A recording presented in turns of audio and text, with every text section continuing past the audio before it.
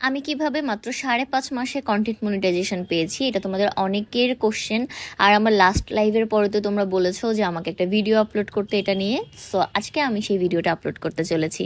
ফার্স্টেই বলি, যারা জানে না তাদের জন্য কন্টেন্ট মনিটাইজেশনটা কি।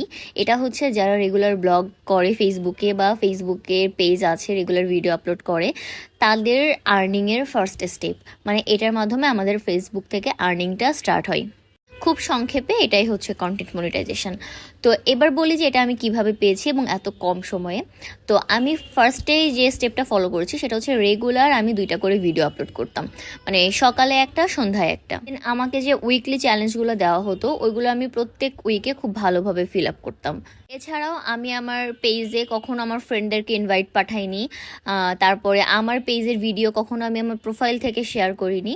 তো এইরকম কিছু fixed tips and tricks maintain করার পরেই কিন্তু আমি এত কম সময়ে কন্টেন্ট মনিটাইজেশনটা পেয়েছি আলহামদুলিল্লাহ।